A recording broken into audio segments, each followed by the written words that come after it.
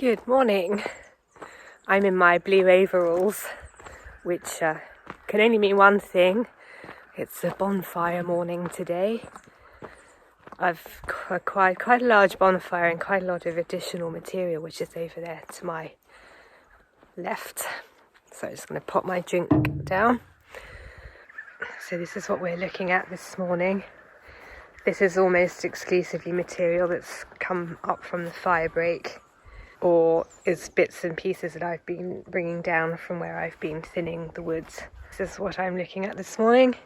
Perfect conditions.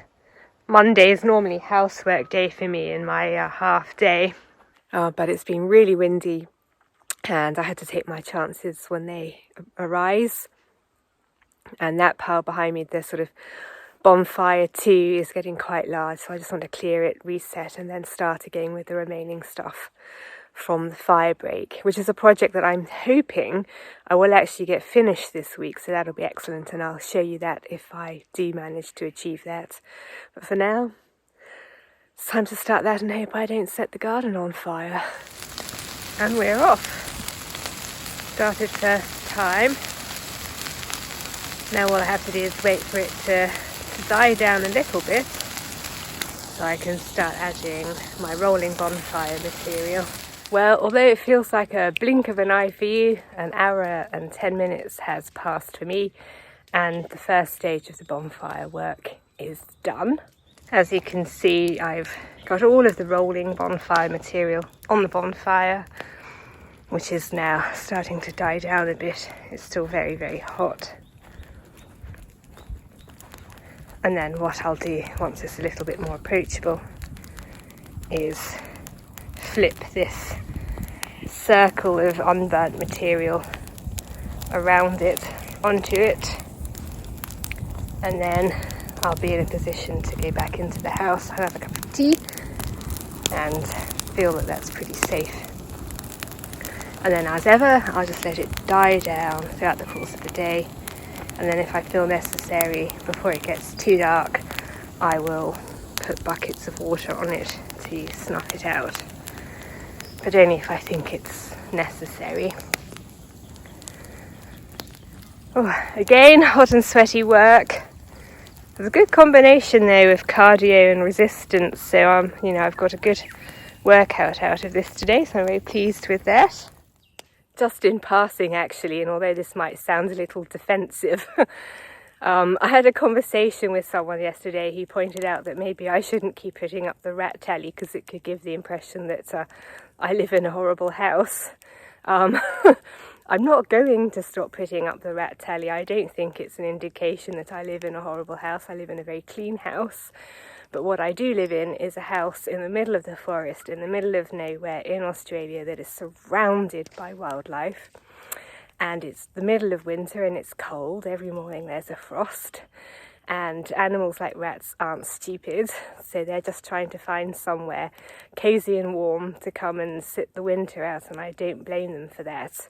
Anyway, I must confess I don't really mind what people think, but what I am trying to do here is portray my life realistically, and that is a realistic element of my life here, and I'm not going to gloss over it for the sake of appearances. So you think what you like, but I happen to think rats are beautiful. I don't mind them. I just don't necessarily want them in my cupboards. So that's why I trap them humanely and set them free so they can live their best life elsewhere. Yet again, job's a good one. Me and my shadow are heading over to the generator. As you may not know, we thought it would be a good idea to have a self-starting backup generator installed to help cover the admittedly fairly rare but nevertheless enough to be annoying occasions where we are on the cusp of or literally do run out of power. We're entirely off-grid for electricity. But we've been really struggling to get this generator to work with the inverter. Because of our location being relatively remote, I've been doing a lot of work in conjunction with the people who installed it and the manufacturers of the inverter, tweaking settings and We're getting closer and closer to getting it to work, but it isn't quite working properly as of now. So I've been contacted by the installers, and there's one more thing to try, which is to slightly change the frequency that the generator puts out to see if that helps the inverter be happier with being connected to it. So I'm going to try that now, and let's see what happens. I've made that change. Basically, I increased the frequency by twisting that screw, that one there, and I've increased it up to 51.5. I now have to wait till dark because the battery currently is full. 57.6 is full. I have to wait till the level of the battery's gone down, and then I'll see what happens. Essentially, the problem that we have now, which is like the last problem, the inverter recognises the generator can supply the house with power, but it is not supplying particularly happily the battery with power, and actually that's the main thing we want it to be able to do. So hopefully this might help us get there, and if not, as mentioned previously, probably our next option is a new generator.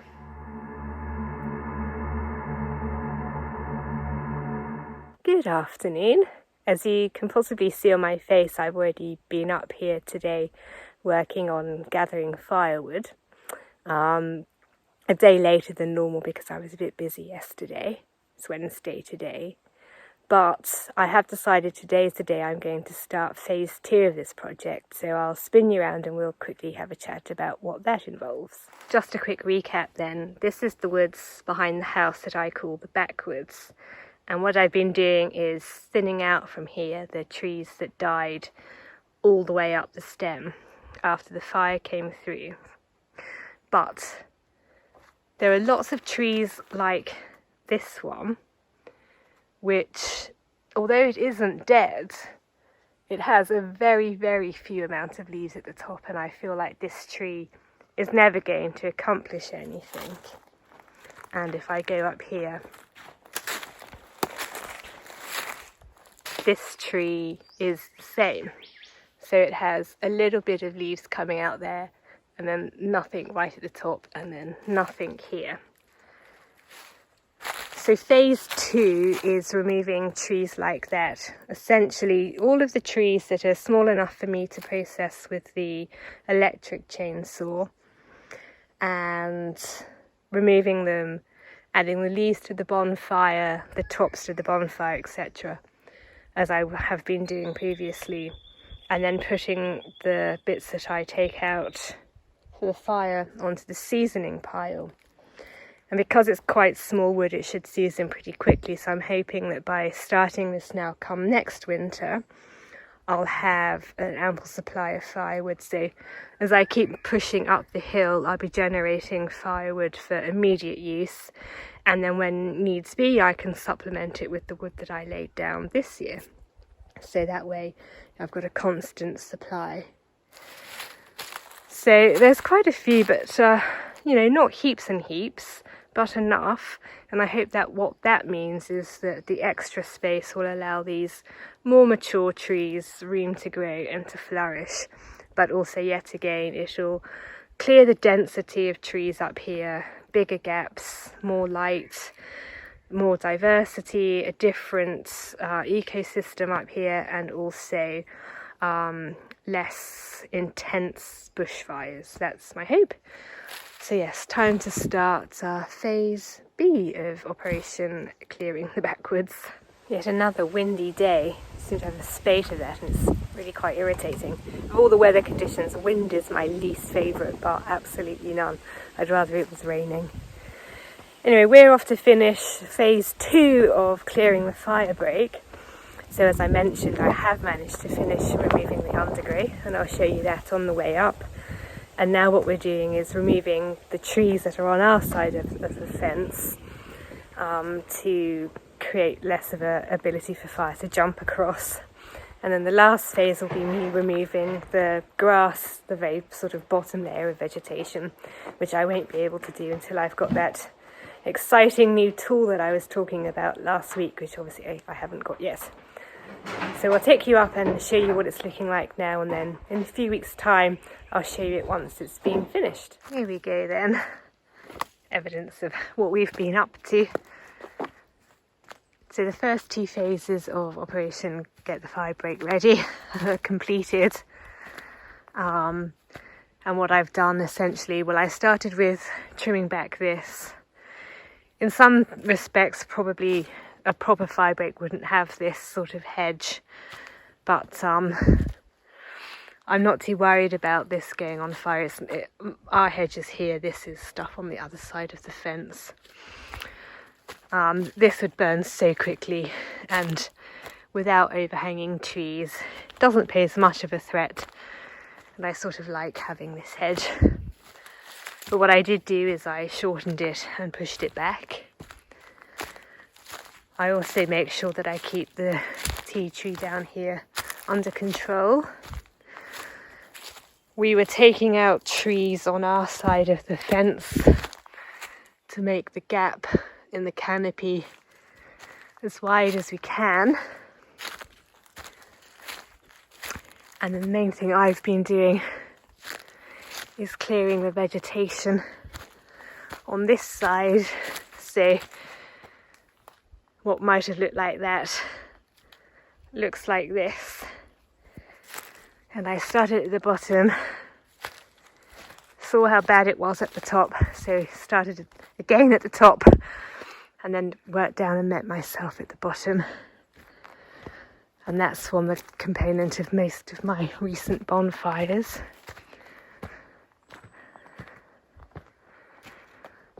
So I'm quite happy with that. I can't take out any more of these central trees because these are all trees that are growing on the other side of the fence. But in an ideal world, there'd be none of these trees here to make fire leaping across the canopy that bit harder.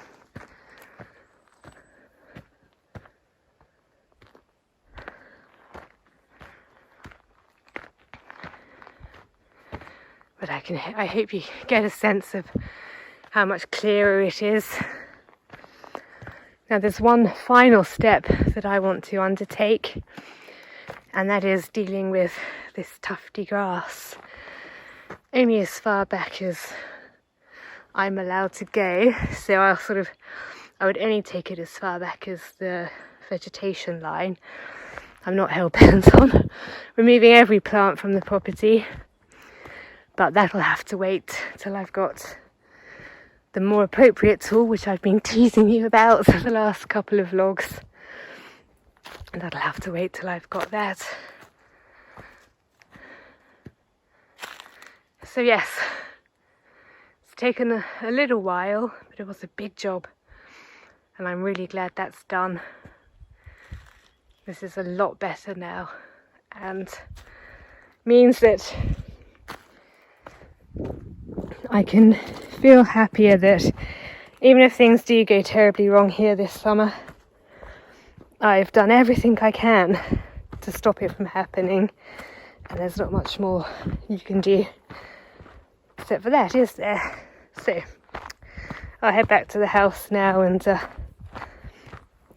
if I've got time, that exciting thing I've been also teasing you about has arrived in the post today, so I'll quickly show you that, and then I think I'll call it a week for this week. I think I could have exaggerated how exciting this is, but essentially a neighbour of ours happened to have slides of our house taken quite some time ago. I'm not entirely sure when, but presumably in the 90s, because that's when this building was converted into a house. So this is what it used to look like. That's our living room windows. That's the front door, and that's the chimney from the range. and there's one from a slightly closer up angle.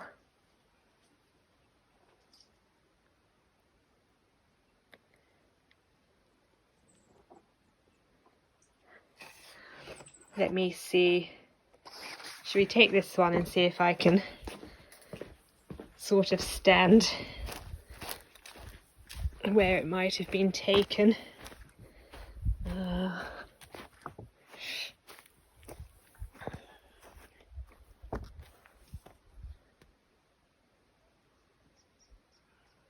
Yes, so the before and the now. Isn't that different?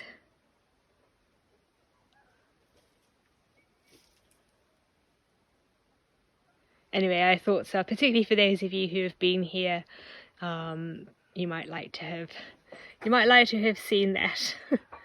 Anyway, so I think I'll call it a day, as I mentioned, and I will see you next week. Bye now.